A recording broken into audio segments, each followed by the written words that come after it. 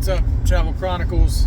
This is the Longevity Chronicles Chapter 2. That first talk kind of went over the stack a little bit, some of the impetus for why I'm doing what I'm doing. So today, probably talk about some other interventions that I'm doing, along with one other piece of the stack that I forgot. So might as well just start with that. The last thing that I've added is collagen peptides. And I added those because I've been listening to not just longevity podcasts, but also Eric Corum, who does one, and he was on one of the other podcasts, and I came to his podcast. So he's a guy that all aspects of high performance, he talks about, and he had somebody on that was talking about the collagen peptides, taking them, and then actually after like a couple of months, felt things really loosen up in the joints, and it's supposed to be good for skin, nails, and kind of like that cartilage, joint health, keeping you limber. So I've started taking those as well.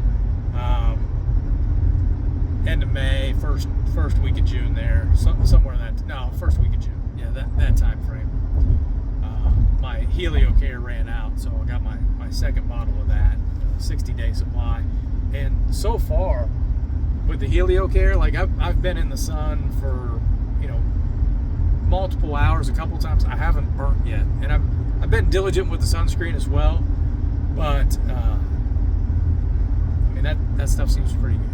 Like I would sign off on that, especially if you don't want like burnt in the summer and you take some of the other precautions. It seems to be pretty good. Like the only spot on me that got like red, like a little red was around my knee, where I must have missed with some sunscreen. But so far so good. That's about the only other supplement that I'm taking that I didn't list before. Still looking hard at some type of PQQ, Astrologus. Astrologus would just be a good one in general. And then, like I said, that AMPK cycle. And I'm not sure that I'm on mTOR like all the time, because I'm not taking a testosterone or some other peptide to generate. So I think I can go in and out of the mTOR probably pretty easily. And I'm not sure that just drinking muscle milk or taking protein would throw me into that cycle necessarily, because I don't necessarily have the hormones active to do it. But speaking of hormones, there's some papers out there about saunas that I read. So in March, I actually hit up there's a lot of good information about saunas. So a couple of just bullet points here. The studies came out of one of the northern European countries, I don't know, Norway, Sweden, somewhere in that area.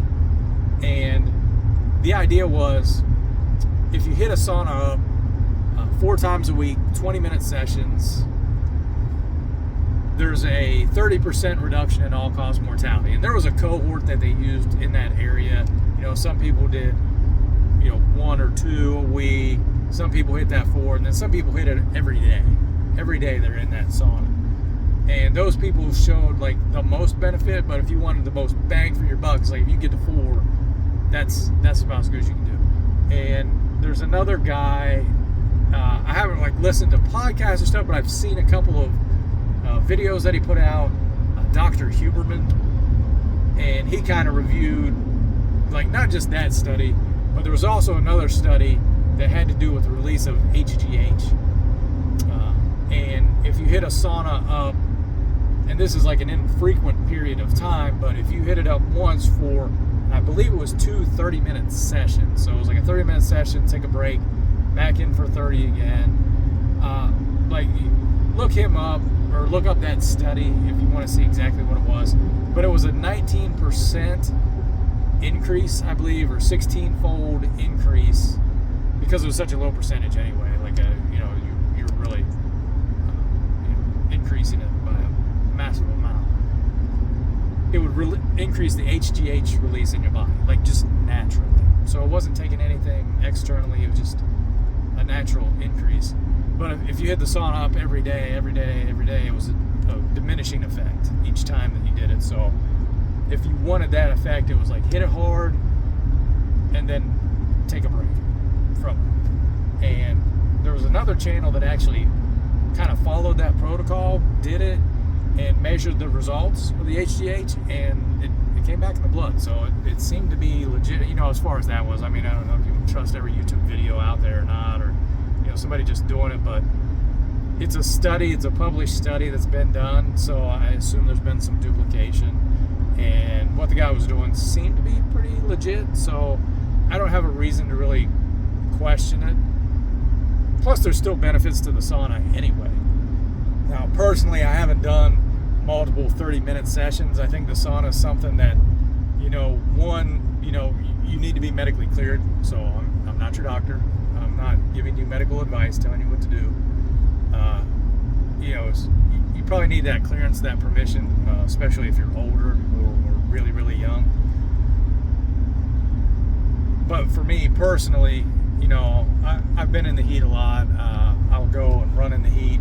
The heat's not really a bothersome thing to me. So the first one I started out with was an infrared sauna. Those get to about 140 degrees. The effect from the paper was, I believe it was 180 F plus degrees for that duration, that 20 minutes or that 30-minute period. So it's pretty intense. It's pretty hot. It's a long period of time. I went for 30 minutes in the infrared. Like I went for about 15, came out for a couple minutes, then went back in and finished it off. And it was good. It was hot. It was sweaty.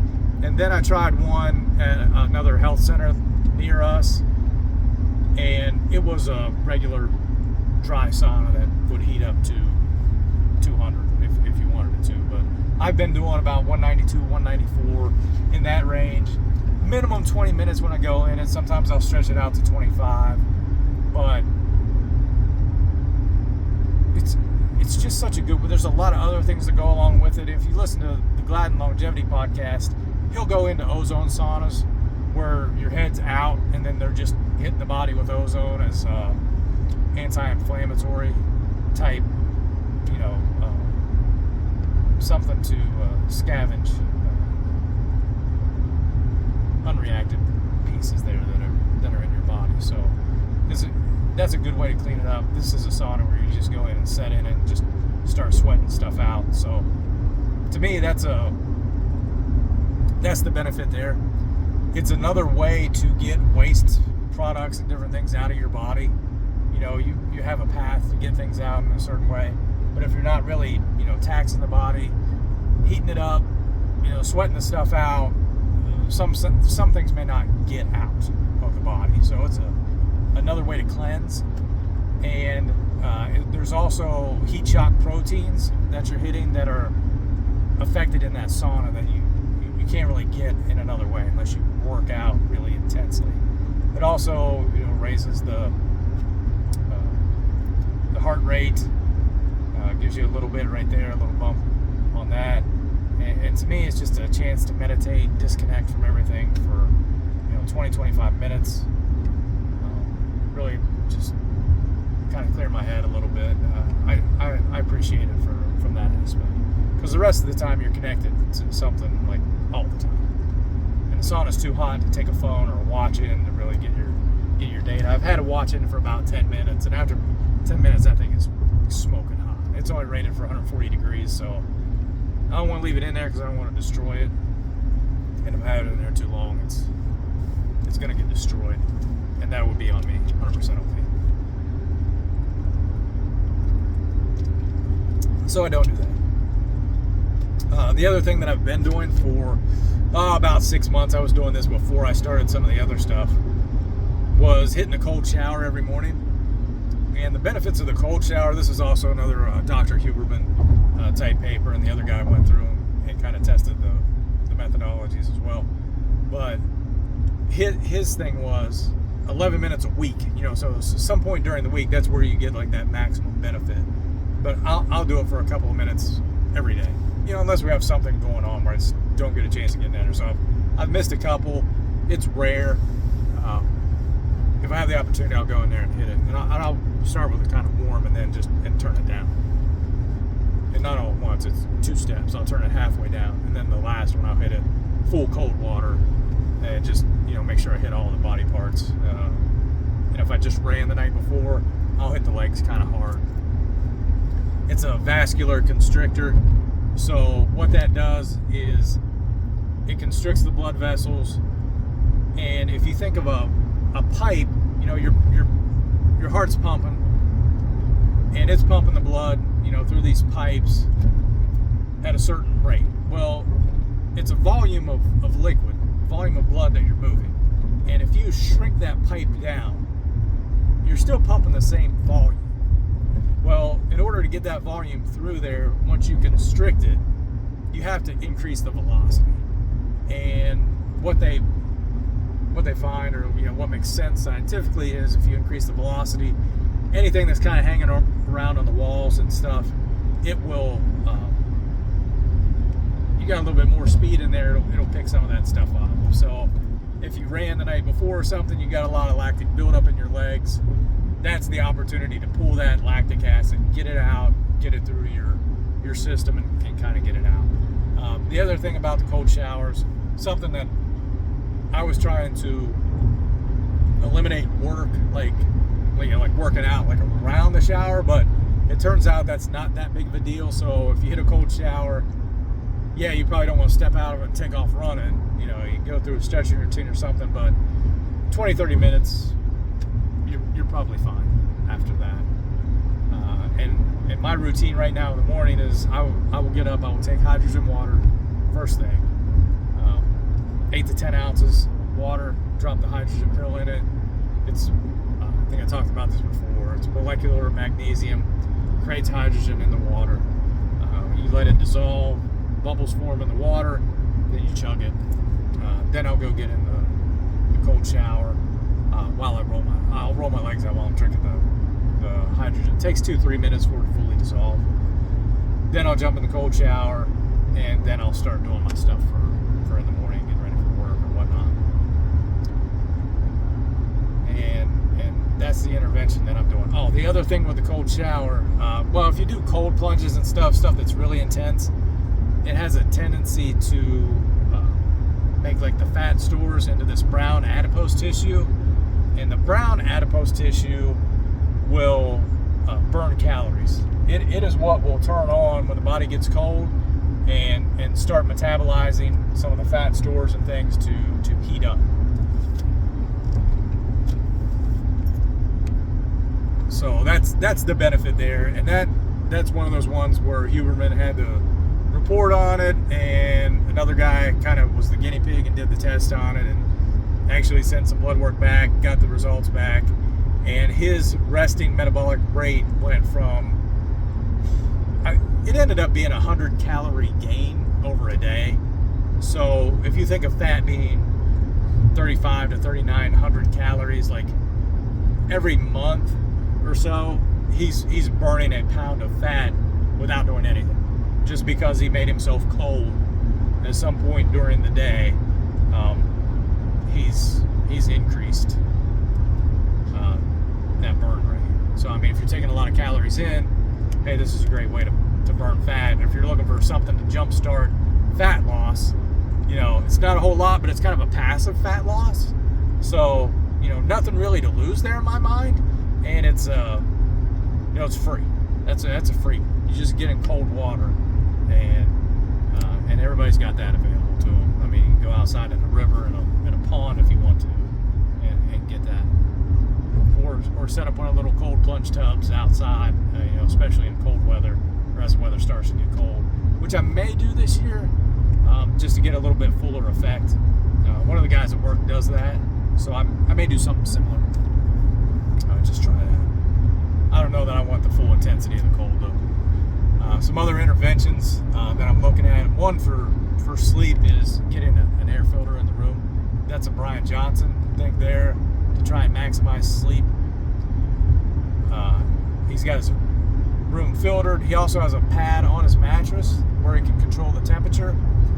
And this is a similar thing. You know, if you keep the temperature cooler while you're sleeping, that's going to increase your metabolic rate. The more comfortable you can make it for yourself while you're sleeping, the better sleep you're going to get. So that's really the bonus. But if you're somebody that wants to sleep cold, then you can get that metabolic bump by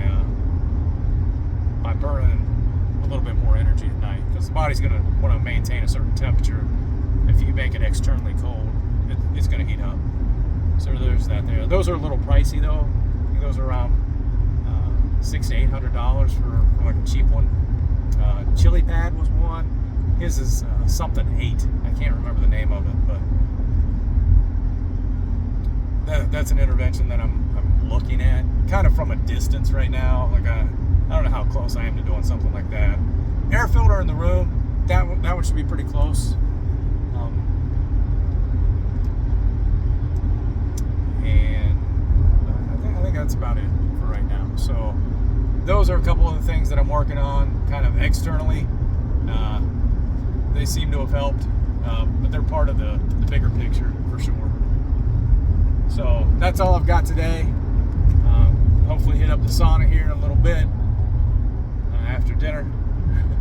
And for the sauna, like, my preference is to do it after a workout, you know, kind of later in the day, like a last thing. But you know, you could do it early, get it in. Doing stuff afterwards, I would try to take a little bit of a break. I did one yesterday and then went and played pickleball, and it's not the best. I don't think it's the best way to do it. Like, if you have a couple hour break before you're engaging in an activity, that's probably not that bad. But it's mostly good for recovery. That's the main thing about the saunas and the cold baths. If you're looking for physical performance, to me, those are two things to hit. Those are actually two things that are not in Brian Johnson's blueprint protocol. He measures everything. You know, like he said before, he didn't see the benefit in it for himself with whatever metric they're using. So from a personal standpoint, like, I haven't done the blood test. Like, I'm not running out doing blood tests every month to see if I've improved. But just from an overall standpoint, from beginning of the year, I was in a 201, 203 pound range. This morning I weighed in at 193. So it's been a 10-pound reduction for me. I feel leaner, you know, so it's not just I've lost 10 pounds, probably part of it muscle. I'm actually probably as muscly as I've ever been. I do have a little bit of a problem with my shoulder. I think that's from pickleball, though. I've got to change my techniques a little bit. Pickleball is a fun game. Maybe we'll talk about that one day too. See if I can get Sophie Dina involved. She is adamant that she will not play because she's afraid we'll make fun of her. But that's not what pickleball is about. That's not that kind of game. It's just fun. It's just fun to play. All right, that's all I got for today. So be careful. Be COVID free. Later.